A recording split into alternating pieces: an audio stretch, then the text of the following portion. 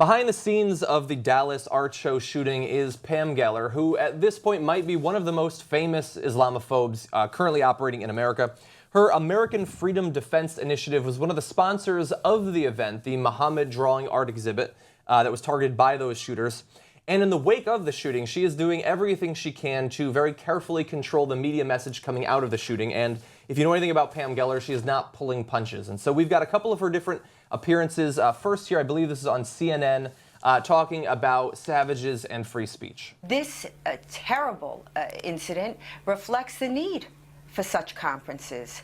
It's illustrative of the violent assault on the freedom of speech. Did you get any intel from the police about just how dangerous an event like this could be? Well, it's dangerous because increasingly we're abridging our freedoms so as not to offend savages. The very idea that if something offends me or I'm insulted by something, I'll kill you, and that way I can get my way. And somehow this is okay with members of the elite media and academia is outrageous. Who said it was okay? Who said? Who in the media said it's okay for them to threaten to kill you because of the cartoons you drew? So no one has said that. She made that up. But Cenk, if you're Pam Geller and you are a crazy person, it helps to have all the facts line up in your support. And so she just makes up stuff. You're going to see that in every one of these videos. She just makes up what Muslim organizations do. They all were in support of the killing of the Charlie Hebdo cartoonists, according to her. None spoke out against it. None speak out in favor of freedom of speech. She's totally 100% uninterested in these sorts of distinctions. Either that or she's incapable of understanding them. Well, one more thing on that first clip. She talks about savages. Look, if she's referring to the people who did the shooting, I think she's well within her rights to call them savages. They were shooting at the building she was in, and they shot a guy. And would have killed as many people as they could have. As they could have, right? Yeah. So perfectly within her rights to say that. But she's not just referring to the shooters. She says to anyone who is offended by the shooting, by the cartoons. Well, that's a lot of Muslims are offended by the cartoons. Hundreds of millions at the very least. Yeah. Now I'm agnostic. I don't care. I support Charlie Hebdo. I don't have any problems with the drawings that they're doing. They're purposely offensive in this case. They're trying to rub people's face in it. But it's a free country. You can do whatever you want, right? But all the people who are offended by the cartoons are not savages. No. And if you call those hundreds of millions of people, perhaps into the billions, savages, well, then we begin to get a better sense of your state of mind. Yeah. Yeah, look, I have to admit that up until Charlie Hebdo, I thought, perhaps naively, that it doesn't make sense rationally that so many people would have such an opposition to seeing an image like that. And perhaps if it just happened a bunch of times in a short period of time, that then they would push past it. That apparently is not the case, and that's not going to happen. And so now I have a slightly different opinion on the wisdom of drawing it. But the idea that now, because of the shooting, every time they react with violence, that just proves we need it even more, which they will then react with violence, which proves we need it even more. It's an endless cycle of stupid, unnecessary violence without... She's never explained why you need to do it in the first place. It's not like those cartoonists where, I'm a cartoonist and just every day it comes up that I would like to be able to draw the Prophet Mohammed, but oh shucks, I can't. They're only doing it to antagonize Muslims. And then I have less sympathy for them. There are all sorts of images that we find to be offensive. Swastikas are offensive. Burning crosses are offensive. You could say that, well, if I was to go into a neighborhood and set up some burning crosses and people got offended, that would prove that I need to do this, but that is nonsense. So why in all of these cases is it nonsense, but with that one thing, does it prove that the ridiculous jihad that you are currently engaged in makes all the sense in the world? It's interesting. I'm a little softer in that position than, for example, Glenn Greenwald, who says, look, if you did the cartoons that were horribly anti-Semitic, people would find it, similar to your swastika point, deeply offensive, and it wouldn't make you a hero, right?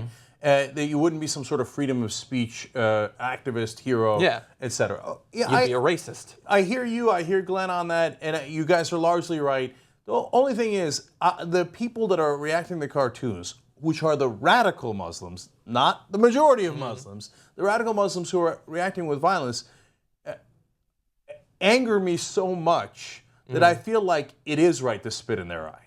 Do you see what I'm saying? And I think that that's largely how I felt. Up until Charlie Hebdo, where I spoke with a lot of people, I read a lot of accounts of why non-extremist Muslims find it to be offensive. Right. And now I have a slightly different take. I think that the strategy, if you do want this to change, and many Muslims will say, well, it's not your place to even want it to change, let alone try to make it change.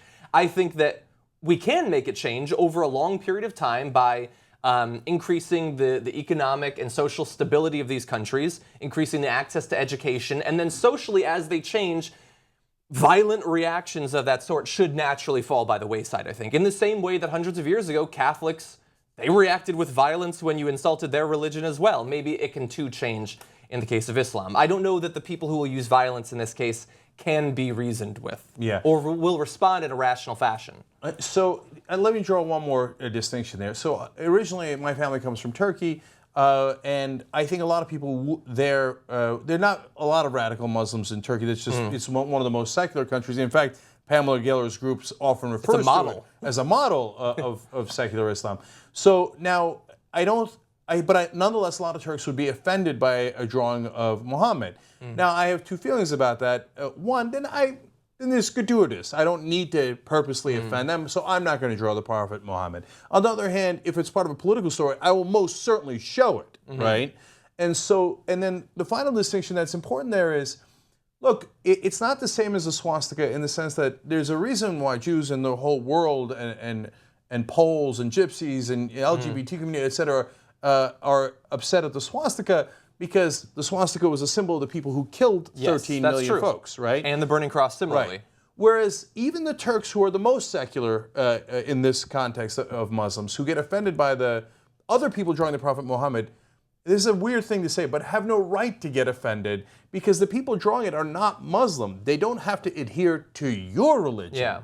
And so it's to me, the lack of rationality there bothers me. Yeah, unless, I mean, this is a very tenuous thread, but if they saw it as, look at these Americans drawing the Prophet Muhammad, these Americans who are bombing my country, invading my country, and now they're also going to draw the Prophet Muhammad, then it could be something like it, but it's on a like such in the a smaller case of scale. Iraq, for example. Exactly. Right. Like it would be insult to injury, literal injury in that case. So even if I disagree with them, though, I still wouldn't need to slap them across the face, as the Pamela Geller group enjoys doing, for reasons you're going to see as we go to the next set of videos. Yeah, exactly. So we're going to turn to that in 1 second. One other distinction I do want to make, because she will continually hide behind, look, all of you defended Charlie Hebdo, how can you not defend me too?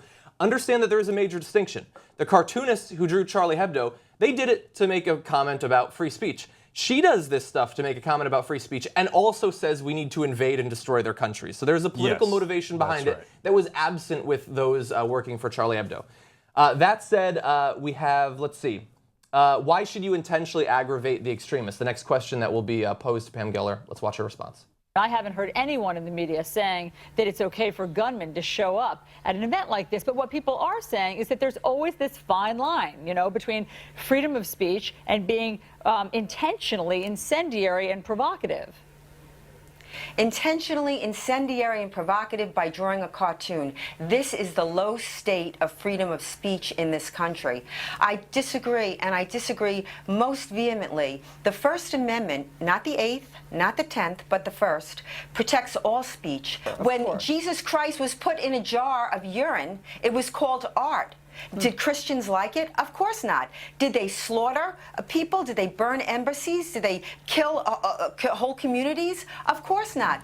So, but does that mean you should put Jesus Christ's cross in urine? So, because that's what you're doing, because you're saying that those two things are equivalent. They're drawing. So why doesn't she do that one? They're both offensive, right? Why don't you go urinate all over a cross then? Oh, because then that wouldn't go over well in Texas, right? And people wouldn't like that. They'd find it really offensive. And by the way, conservatives hated that art exhibit. That's right. They absolutely despised it. They didn't kill anyone, but they hated it. Right. So it's a weird argument you're making that, like, hey, so let's not piss off Christians because offending them is horrible, right? But offending Muslims is awesome and a lot of fun. Even if they will react with violence. I mean, we see Bill O'Reilly every single day saying that, oh my God, you're just free to kick a Christian in the balls anytime you want. They're the victims in the world. And if you actually want to attack radical Muslims as opposed to all Muslims, well, I got good news for you. The U.S. government is busy doing that as we speak. They're bombing the living crap out of ISIS. It's not like we're going light on ISIS. We know where they are. We're largely trying to hit them, Yes. and we're doing it with a lot of bombs. A lot of bombs, and a lot of money spent on those bombs. Now, in this next video, very importantly, you're going to see that, as I was talking about earlier, this conference does not begin and end with, we want to make a statement about free speech. No.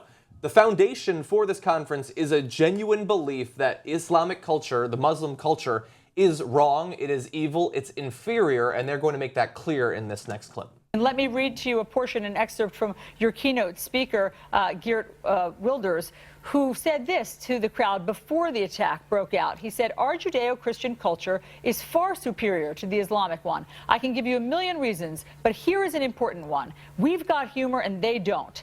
Islam does not allow free speech because free speech shows how evil and wrong Islam is. And Islam does not allow humor because humor shows how foolish and ridiculous it is." Now, of course, that's not about extremism. He's talking about a religion of which there are 3 million Muslims, even here in the United States. First of all, he's entitled to his opinion.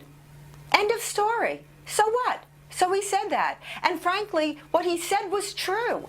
When you say, I'm anti-Muslim, excuse me, I'm anti-jihad.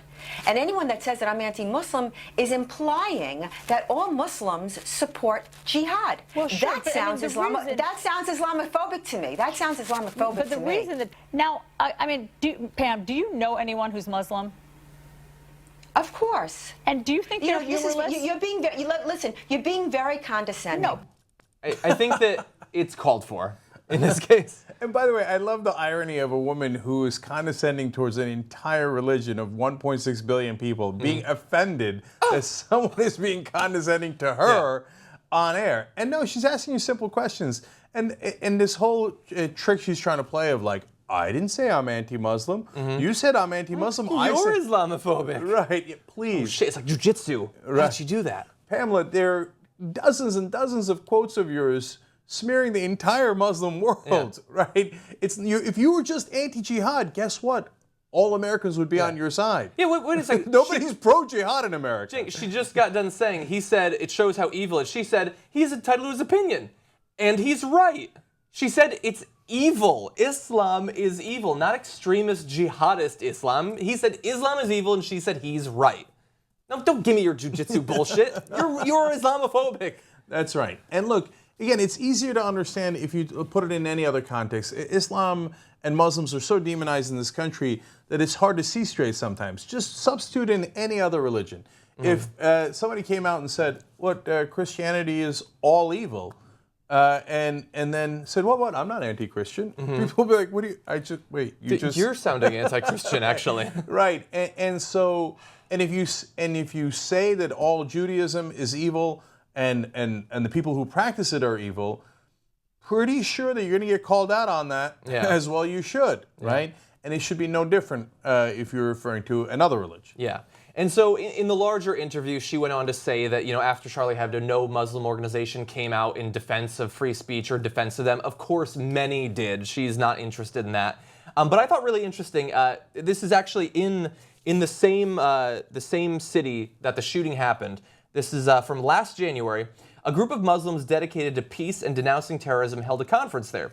The conference was titled Stand with the Prophet Against Violence and Hate, and was focused around a fundraiser to build a new center to combat extremism and negative perceptions of Islam. So that sounds good. They're standing against violence and hate.